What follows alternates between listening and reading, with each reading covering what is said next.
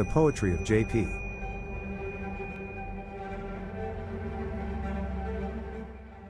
Cultivating Freedom, Schiller's Aesthetic Education, and its Contemporary Relevance.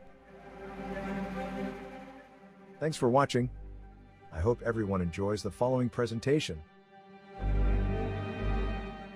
Schiller's The Aesthetic Education of Man is a significant philosophical work that explores the relationship between culture, politics, and human freedom. Published in 1795, during a time of political turmoil in Europe, the essay presents Schiller's vision of how the cultivation of aesthetic sensibility can lead to the harmonious development of both individuals and society. Schiller argues that culture plays a pivotal role in connecting individuals to the political sphere. According to him, true freedom can only be achieved when individuals are both morally and aesthetically educated. He believes that the cultivation of aesthetic sensibility, particularly through the engagement with beauty in art and nature, has the power to refine the human spirit, thereby elevating individuals beyond their immediate interests and desires. By engaging with beauty, individuals are able to transcend their immediate circumstances and connect with universal principles of harmony and unity. Schiller contends that political freedom is intimately tied to the cultivation of aesthetic sensibility. He argues that a truly free society is one where individuals are not driven solely by their immediate needs and self-interests, but are capable of moral judgment and acting in accordance with the greater good. The aesthetic education of individuals enables them to develop a sense of inner harmony and unity, which then extends to the social and political realms. In this way, culture becomes a means through which individuals can develop their faculties and contribute to the betterment of society. The implications of Schiller's ideas on the connection between culture and politics remain relevant today. In an increasingly polarized world, where individuals often prioritize their immediate interests and partisan affiliations, Schiller's call for the cultivation of aesthetic sensibility offers a valuable perspective. It reminds us of the importance of engaging with art, nature, and beauty to foster a sense of unity and shared humanity. Furthermore, Schiller's emphasis on aesthetic education challenges the instrumental view of culture, which often reduces it to a mere commodity or entertainment. Instead, he highlights the transformative power of culture, suggesting that it has the capacity to shape individuals' values, attitudes, and actions. This perspective has implications for education systems, as it calls for a greater emphasis on the arts, humanities, and aesthetic experiences to foster well-rounded individuals, who are capable of critical thinking, empathy, and moral judgment. Moreover, Schiller's ideas resonate with contemporary discussions on the role of culture in democracy and politics. They remind us that a healthy democratic society requires citizens who are not merely consumers or passive observers, but active participants engaged in the pursuit of the common good. By cultivating aesthetic sensibility, individuals can develop the capacity to appreciate diverse perspectives, engage in constructive dialogue, and contribute meaningfully to the democratic process. Schiller's The Aesthetic Education of Man offers valuable insights into the connection between culture and politics. His ideas highlight the transformative power of culture in cultivating individuals who are capable of moral judgment, unity, and active participation in society. Today, his emphasis on aesthetic education and the pursuit of beauty serves as a reminder of the importance of fostering a well-rounded citizenry that can contribute to the betterment of society and the preservation of democratic values.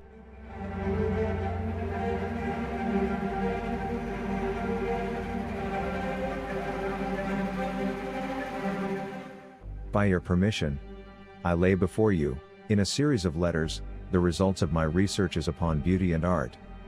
I am keenly sensible of the importance, as well as of the charm and dignity of this undertaking. I shall treat a subject, which is closely connected with the better portion of our happiness, and not far removed from the moral nobility of human nature. I shall plead this cause of the beautiful, before a heart by which her whole power is felt, and exercised, and which will take upon itself the most difficult part of my task, in an investigation, where one is compelled to appeal as frequently to feelings, as to principles. That which I would beg of you, as a favor, you generously impose upon me, as a duty, and, when I solely consult my inclination, you impute to me a service. The liberty of action you prescribe, is rather a necessity for me, than a constraint. Little exercised, in formal rules, I shall scarcely incur the risk of sinning against good taste by any undue use of them. My ideas, drawn rather from within, then from reading or from an intimate experience with the world, will not disown their origin. They would rather incur any reproach than that of a sectarian bias, and would prefer to succumb, by their innate feebleness, than sustain themselves by borrowed authority and foreign support. In truth, I will not keep back from you that the assertions which follow rest chiefly upon Kantian principles.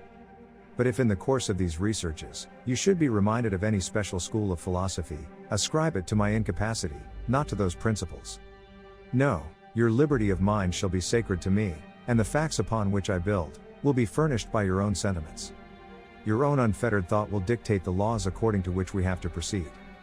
With regard to the ideas which predominate in the practical part of Kant's system, philosophers only disagree, whilst mankind, I am confident of proving, have never done so.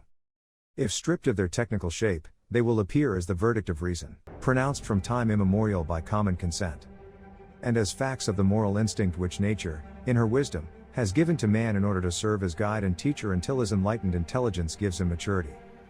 But this very technical shape, which renders truth visible to the understanding, conceals it from the feelings, for, unhappily, understanding begins by destroying the object of the inner sense, before it can appropriate the object.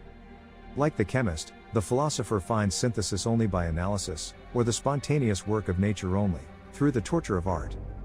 Thus, in order to detain the fleeting apparition, he must enchain it, in the fetters of rule, dissect its fair proportions, into abstract notions, and preserve its living spirit in a fleshless skeleton of words. Is it surprising that natural feeling should not recognize itself in such a copy, and if in the report of the analyst, the truth appears as paradox? Permit me, therefore, to crave your indulgence, if the following researches should remove their object from the sphere of sense, while endeavoring to draw it towards the understanding. That which, I before said of moral experience, can be applied with greater truth to the manifestation of the beautiful.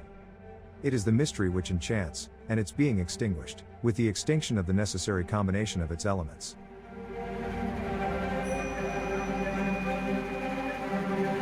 The poetry of J.P.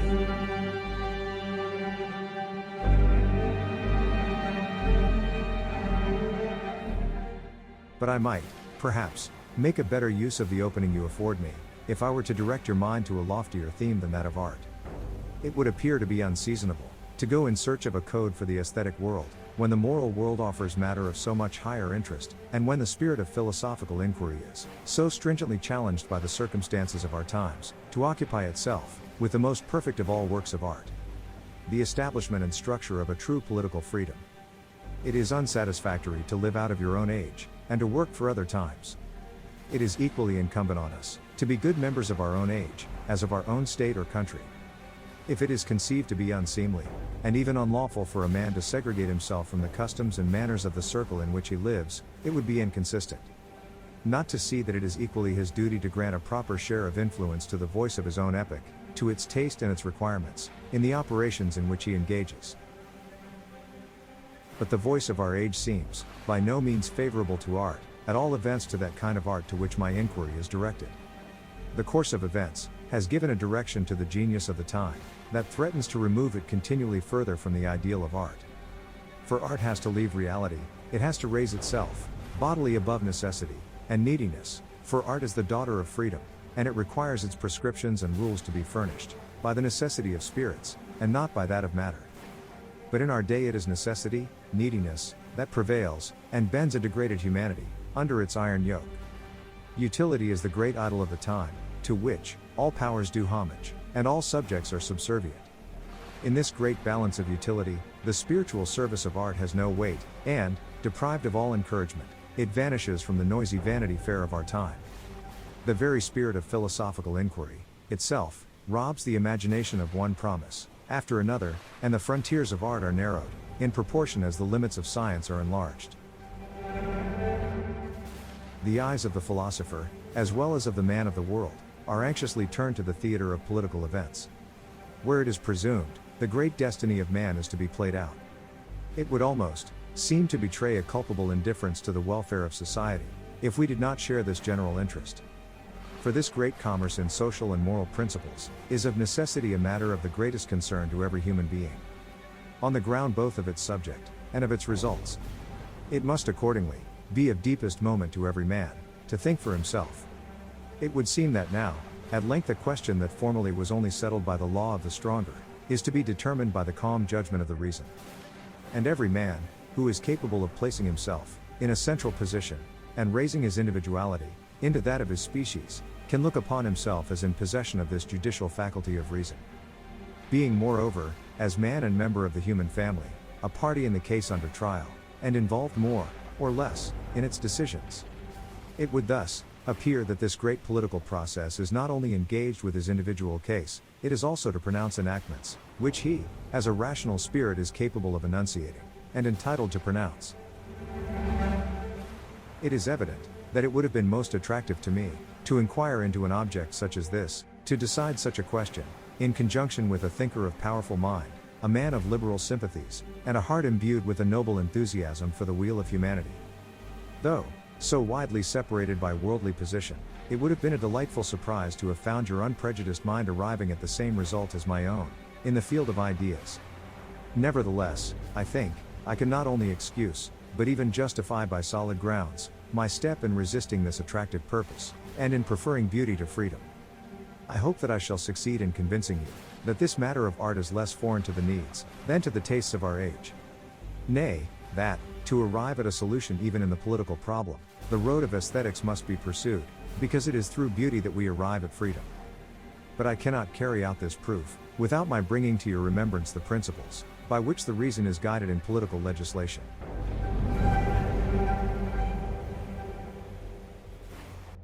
The poetry of J.P.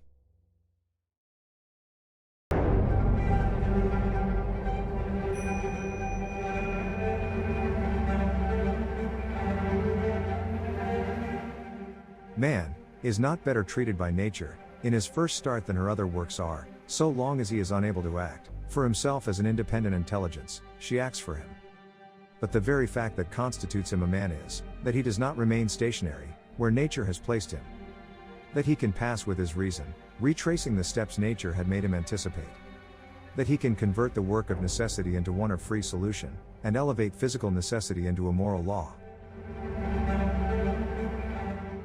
When man is raised from his slumber, in the senses, he feels that he is a man, he surveys his surroundings, and finds that he is in a state. He was introduced into this state, by the power of circumstances, before he could freely select his own position. But as a moral being, he cannot possibly rest satisfied with a political condition forced upon him by necessity. And only calculated for that condition, and it would be unfortunate, if this did satisfy him. In many cases, man shakes off this blind law of necessity, by his free spontaneous action, of which among many others, we have an instance, in his ennobling by beauty and suppressing by moral influence, the powerful impulse implanted in him by nature in the passion of love. Thus, when arrived at maturity, he recovers his childhood by an artificial process, he founds a state of nature in his ideas, not given him by any experience, but established by the necessary laws and conditions of his reason, and he attributes to this ideal condition an object, an aim, of which he was not cognizant, in the actual reality of nature. He gives himself a choice of which he was not capable before, and sets to work, just as if he were beginning anew, and were exchanging his original state of bondage, for one of complete independence, doing this with complete insight, and of his free decision. He is justified in regarding this work of political thraldom as non-existing, though a wild and arbitrary caprice may have founded its work very artfully. Though it may strive to maintain it with great arrogance, and encompass it with a halo of veneration. For the work of blind powers possesses no authority, before which freedom need bow, and all must be made to adapt itself to the highest end, which reason has set up in his personality. It is in this wise, that a people in a state of manhood is justified in exchanging a condition of thraldom for one of moral freedom. Now the term natural condition can be applied to every political body, which owes its establishment originally to forces, and not to laws, and such a state contradicts the moral nature of man, because lawfulness can alone have authority over this. At the same time, this natural condition is quite sufficient for the physical man, who only gives himself laws in order to get rid of brute force. Moreover, the physical man is a reality, and the moral man problematical. Therefore, when the reason suppresses the natural condition, as she must, if she wishes to substitute her own, she weighs the real physical man against the problematical moral man, she weighs the existence of society against a possible though morally necessary, ideal of society. She takes from man something, which he really possesses, and without which he possesses nothing, and refers him, as a substitute, to something that he ought to possess, and might possess. And if reason had relied too exclusively on him, she might, in order to secure him a state of humanity, in which he is wanting, and can want without injury to his life, have robbed him, even of the means of animal existence, which is the first necessary condition of his being a man. Before he had opportunity to hold firm to the law with his will, reason would have withdrawn from his feet the ladder of nature. The great point is, therefore, to reconcile these two considerations, to prevent physical society from ceasing for a moment in time, while the moral society is being formed in the idea. In other words, to prevent its existence from being placed in jeopardy, for the sake of the moral dignity of man. When the mechanic has to mend a watch, he lets the wheels run out, but the living watchworks of the state have to be repaired while they act. And a will has to be exchanged for another, during its revolutions. Accordingly, props must be sought for to support society and keep it going while it is made independent of the natural condition from which it is sought to emancipate it. This prop is not found in the natural character of man, who, being selfish and violent, directs his energies, rather to the destruction than to the preservation of society. Nor is it found in his moral character, which has to be formed, which can never be worked upon, or calculated on, by the lawgiver, because it is free, and never appears. It would seem, therefore, that another measure must be adopted. It would seem that the physical character of the arbitrary must be separated from moral freedom, that it is incumbent to make the former harmonize with the laws, and the latter, dependent on impressions. It would be expedient to remove the former, still farther from matter, and to bring the latter somewhat more near to it. In short, to produce a third character related to both the others, the physical and the moral, paving the way to a transition from the sway of mere force, to that of law, without preventing the proper development of the moral character, but serving, rather, as a pledge in the sensuous sphere of a morality in the unseen. The poetry of J.P.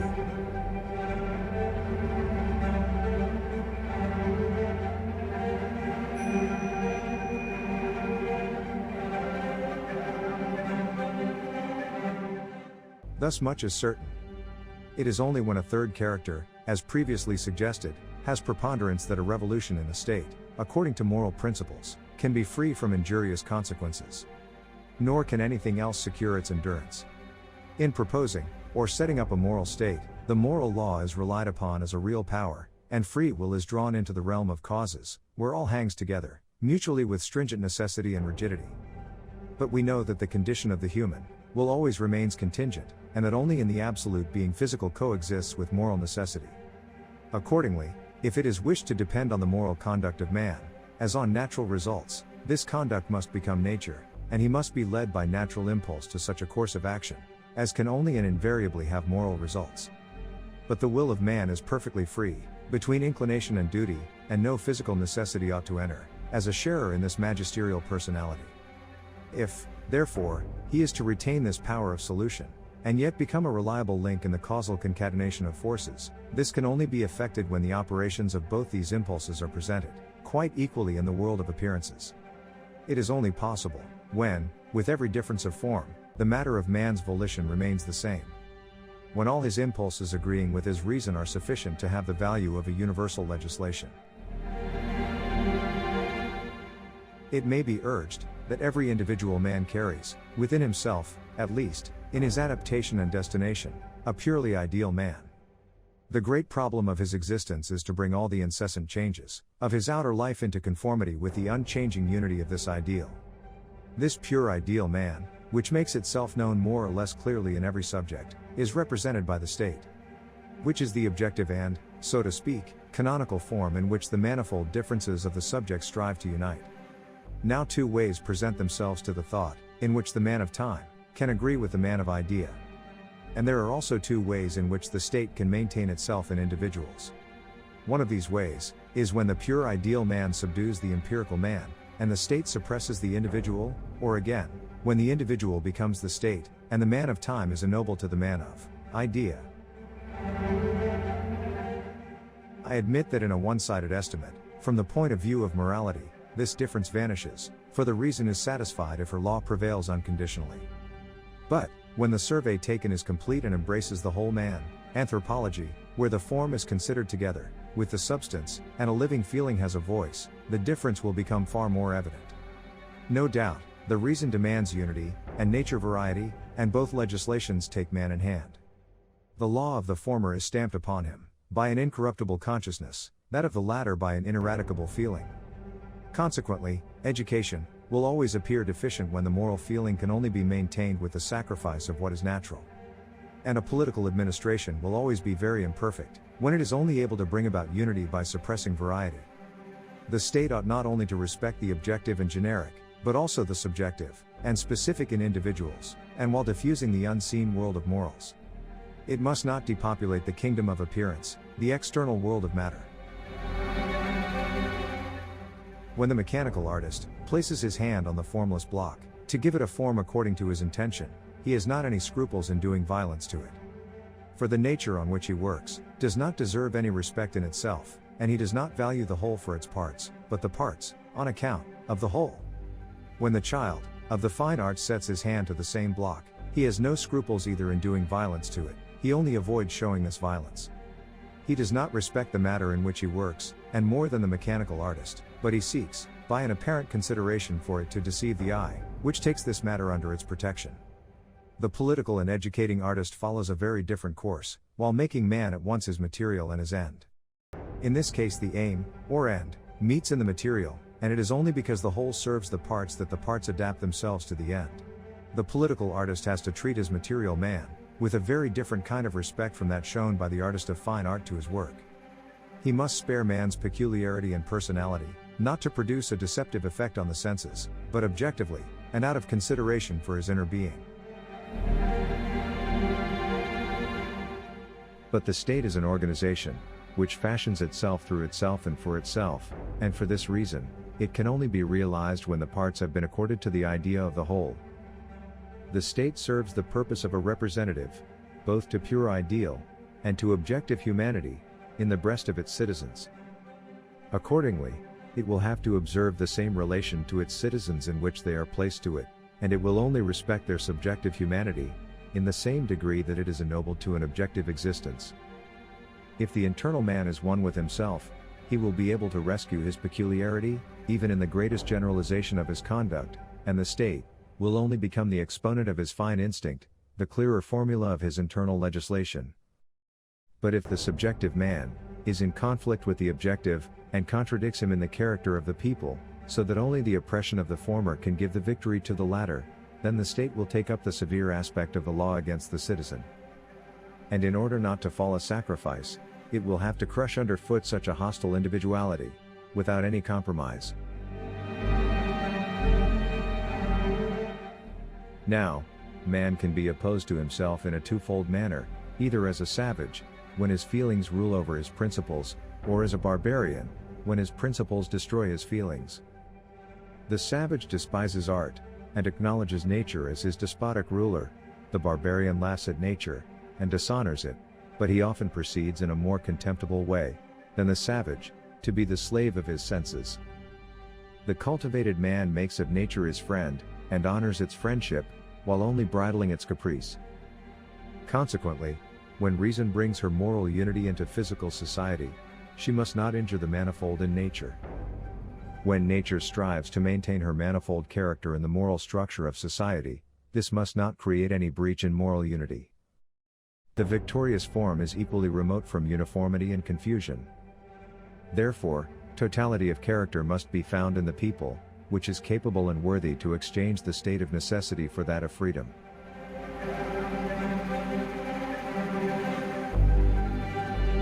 The poetry of J.P.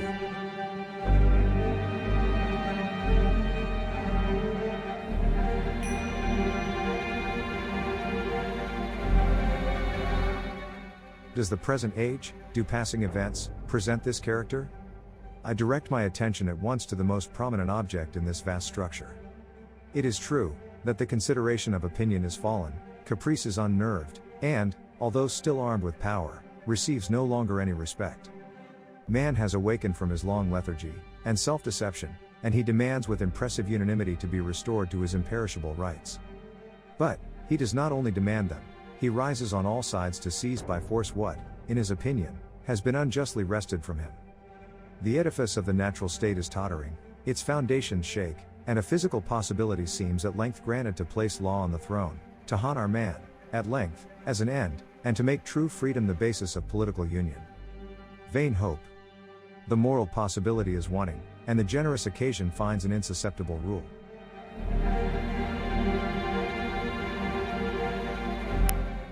Man paints himself, in his actions, and what is the form depicted in the drama of the present time. On the one hand, he is seen running wild, on the other in a state of lethargy, the two extremist stages of human degeneracy, and both seen in one and the same period. In the lower larger masses, coarse, lawless impulses come to view, breaking loose when the bonds of civil order are burst asunder, and hastening, with unbridled fury, to satisfy their savage instinct. Objective humanity may have had cause to complain of the state, yet subjective man must honor its institutions. Ought he to be blamed because he lost sight of the dignity of human nature, so long as he was concerned in preserving his existence? Can we blame him, that he proceeded to separate by the force of gravity, to fasten by the force of cohesion, at a time when there could be no thought of building or raising up? The extinction of the state contains its justification.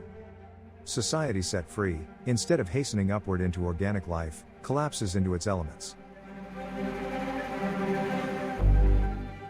On the other hand, the civilized classes give us the still more repulsive sight of lethargy, and of a depravity of character, which is the more revolting because it roots in culture. I forget who of the older, or more recent philosophers makes the remark, that what is more noble is the more revolting in its destruction. The remark applies with truth to the world of morals. The child of nature, when he breaks loose, becomes a madman, but the art scholar, when he breaks loose, becomes a debased character.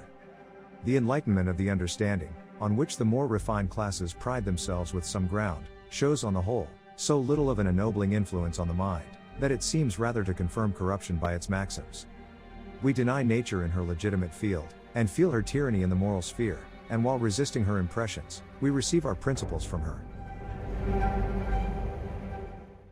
While the affected decency of our manners does not even grant to nature a pardonable influence, in the initial stage, our materialistic system of morals allows her the casting vote in the last and essential stage. Egotism has founded its system in the very bosom of a refined society, and without developing even a sociable character, we feel all the contagions and miseries of society. We subject our free judgment to its despotic opinions, our feelings to its bizarre customs, and our will to its seductions. We only maintain our caprice against her holy rights. The man of the world has his heart contracted by a proud self-complacency, while that of the man of nature often beats in sympathy. And every man seeks for nothing more than to save his wretched property from the general destruction, as it were, from some great conflagration. It is conceived that the only way to find a shelter against the aberrations of sentiment is by completely foregoing its indulgence and mockery, which is often a useful chastener of mysticism, slanders in the same breath the noblest aspirations. Culture, far from giving us freedom, only develops, as it advances, new necessities, the fetters of the physical close more tightly around us, so that the fear of loss quenches even the ardent impulse toward improvement. And the maxims of passive obedience are held to be the highest wisdom of life. Thus, the spirit of the time is seen to waver, between perversions and savagism, between what is unnatural and mere nature, between superstition and moral unbelief. And it is often nothing but the equilibrium of evils that sets bounds to it. The Poetry of J.P.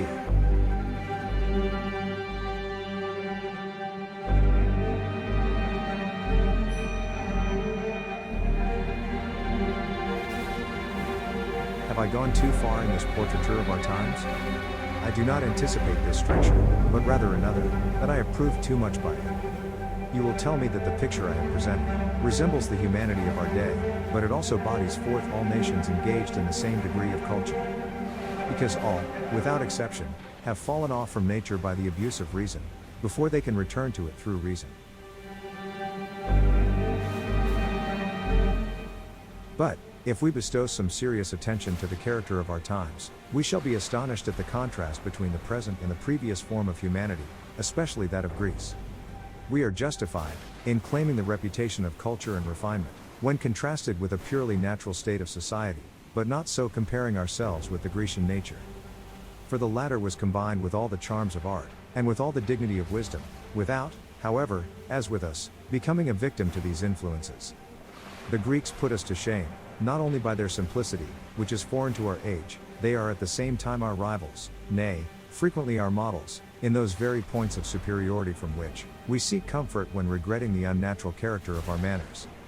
We see that remarkable people uniting at once fullness of form and fullness of substance, both philosophizing and creating, both tender and energetic, uniting a youthful fancy to the virility of reason and a glorious humanity.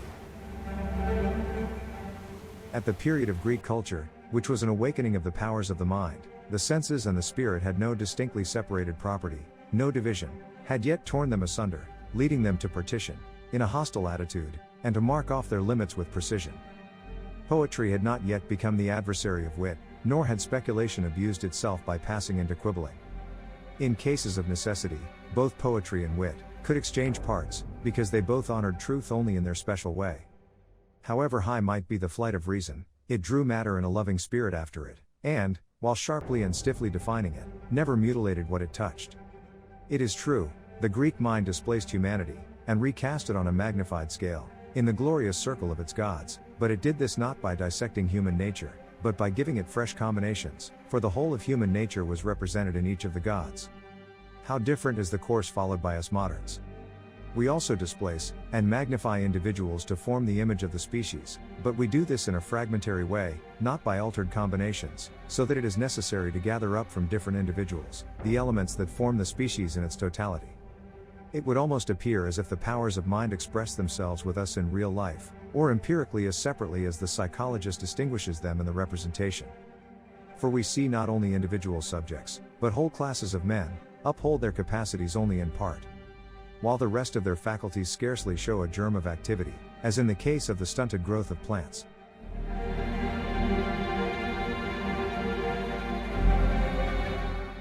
I do not overlook the advantages to which the present race, regarded as a unity, and in the balance of the understanding, may lay claim over what is best in the ancient world.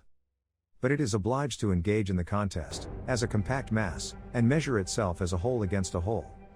Who among the moderns could step forth, man against man, and strive with an Athenian for the prize of higher humanity? Whence comes this disadvantageous relation of individuals coupled with great advantages of the race? Why could the individual Greek be qualified as the type of his time? And why can no modern dare to offer himself as such? Because all uniting, nature imparted its forms to the Greek, and an all-dividing understanding gives our forms to us. It was culture itself that gave these wounds to modern humanity.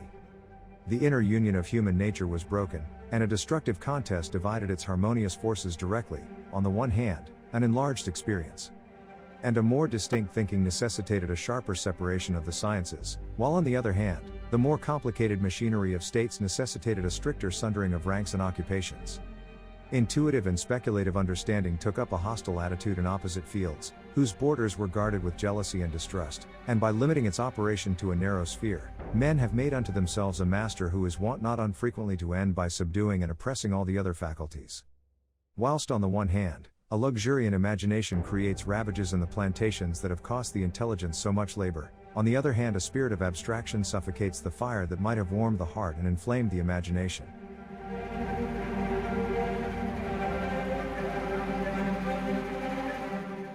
This subversion, commenced by art and learning in the inner man, was carried out to fullness, and finished by the spirit of innovation in government. It was, no doubt, reasonable to expect that the simple organization of the primitive republics should survive, the quaintness of primitive manners and of the relations of antiquity. But, instead of rising to a higher and nobler degree of animal life, this organization degenerated into a common and coarse mechanism. The zoophyte condition of the Grecian states, where each individual enjoyed an independent life, and could, in cases of necessity, become a separate whole and unit in himself, gave way to an ingenious mechanism, whence, from the splitting up into numberless parts, there results a mechanical life in the combination. Then there was a rupture between the state and the church, between laws and customs, enjoyment was separated from labor, the means from the end, the effort from the reward. Man, himself, eternally chained down to a little fragment of the whole, only forms a kind of fragment, having nothing in his ears but the monotonous sound of the perpetually revolving wheel. he never develops the harmony of his being, and instead of imprinting the seal of humanity on his being, he ends by being nothing more than the living impress of the craft to which he devotes himself, of the science that he cultivates. This very partial and paltry relation, linking the isolated members to the whole, does not depend on forms that are given spontaneously, for how could a complicated machine, which shuns the light, conate itself to the free will of man? This relation is rather dictated, with a rigorous strictness, by a formulary in which the free intelligence of man is chained down. The dead letter takes the place of a living meaning, and a practiced memory becomes a safer guide than genius and feeling.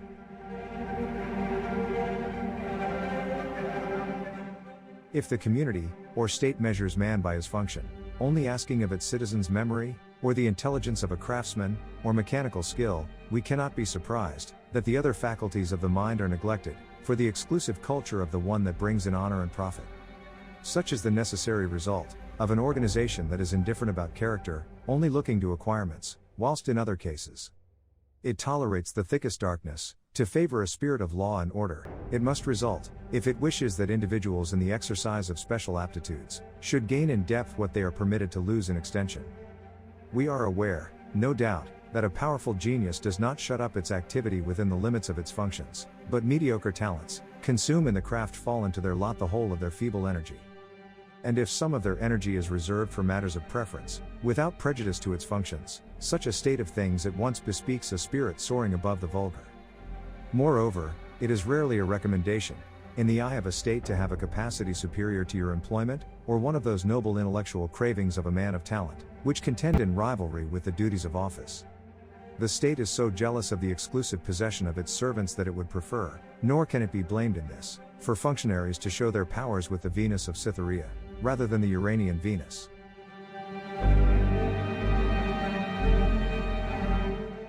It is thus that concrete individual life is extinguished, in order that the abstract whole may continue its miserable life, and the state remains forever a stranger to its citizens, because feeling does not discover it anywhere. The governing authorities find themselves compelled to classify, and thereby simplify, the multiplicity of citizens, and only to know humanity in a representative form, and at second hand. Accordingly, they end by entirely losing sight of humanity, and by confounding it with a simple artificial creation of the understanding. Whilst on their part the subject classes cannot help receiving coldly laws that address themselves so little to their personality. At length society, weary of having a burden that the state takes so little trouble to lighten, falls to pieces and is broken up. A destiny that has long since attended most European states. They are dissolved, in what may be called a state of moral nature, in which public authority is only one function more, hated and deceived by those who think it necessary, respected only by those who can do without it. Thus compressed between two forces, within and without, could humanity follow any other course than that which it has taken? The speculative mind, pursuing imperceptible goods and rights, in the sphere of ideas, must needs have become a stranger to the world of sense, and lose sight of matter, for the sake of form. On its part, the world of public affairs, shut up in a monotonous circle of objects, and even there restricted by formulas, was led to lose sight of the life and liberty of the whole, while becoming impoverished at the same time in its own sphere. Just as the speculative mind was tempted to model the real, after the intelligible, and to raise the subjective laws of its imagination into laws constituting the existence of things, so the state spirit, rushed into the opposite extreme, wished to make a particular, and fragmentary experience, the measure of all observation, and to apply without exception, to all affairs the rules of its own particular craft. The speculative mind had necessarily to become the prey of a vain subtlety, the state spirit of a narrow pedantry, for the former was placed too high to see the individual, and the latter too low to survey the whole. But the disadvantage of this direction of mind was not confined to knowledge and mental production, it extended to action and feeling. We know that the sensibility of the mind depends, as to degree, on the liveliness, and for extent, on the richness of the imagination. Now, the predominance of the faculty of analysis must necessarily deprive the imagination of its warmth and energy, and a restricted sphere of objects must diminish its wealth. It is for this reason that the abstract thinker has very often a cold heart, because he analyzes impressions, which only move the mind by their combination or totality. On the other hand, the man of business, the statesman, has very often a narrow heart, because shut up in the narrow circle of his employment, his imagination can neither expand nor adapt itself to another manner of viewing things. My subject has led me naturally to place in relief the distressing tendency of the character of our own times, to show the sources of the evil, without its being my province to point out the compensations offered by nature. I will readily admit to you that, although this splitting up of their being was unfavorable for individuals, it was the only road open for the progress of the race. The point at which we see humanity arrived among the Greeks was undoubtedly a maximum. It could neither stop there, nor rise higher. It could not stop there, for the sum of notions acquired forced infallibly the intelligence to break with feeling and intuition, and to lead to clearness of knowledge. Nor could it rise any higher, for it is only, in a determinate measure, that clearness can be reconciled with a certain degree of abundance and of warmth.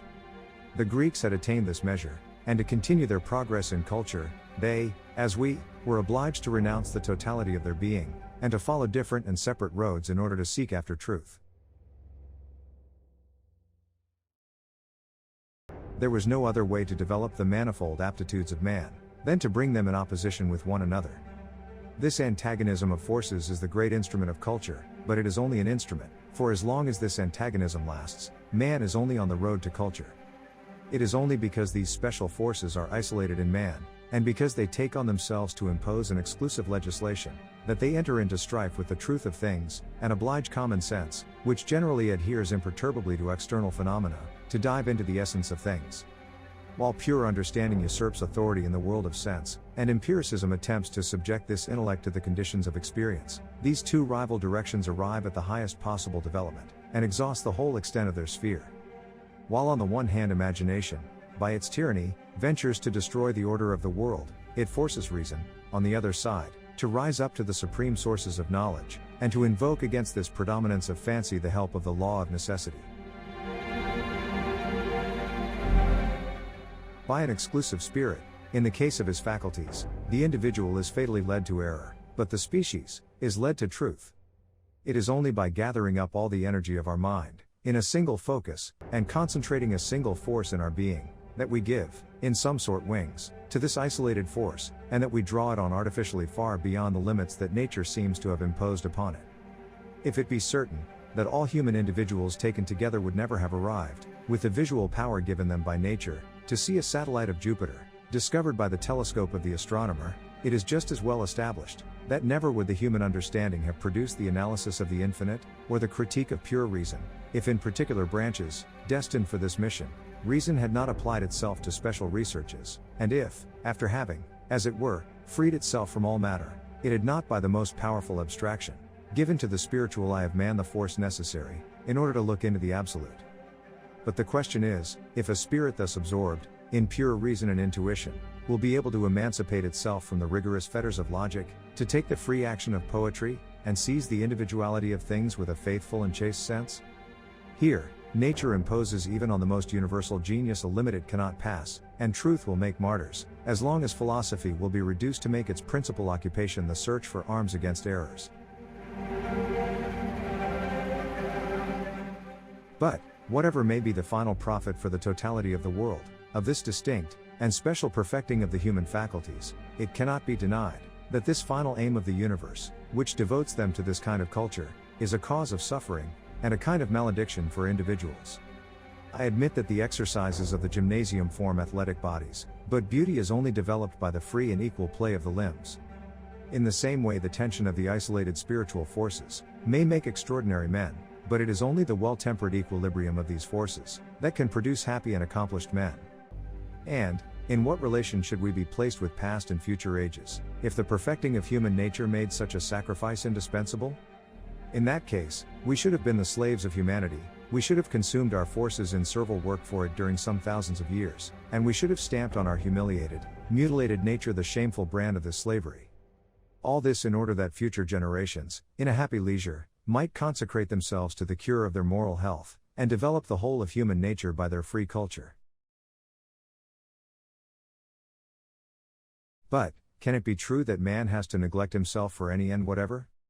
Can nature snatch from us, for any end whatever, the perfection which is prescribed to us by the aim of reason? It must be false, that the perfecting of particular faculties renders the sacrifice of their totality necessary, and even if the law of nature had imperiously this tendency, we must have the power to reform by a superior art this totality of our being, which art has destroyed.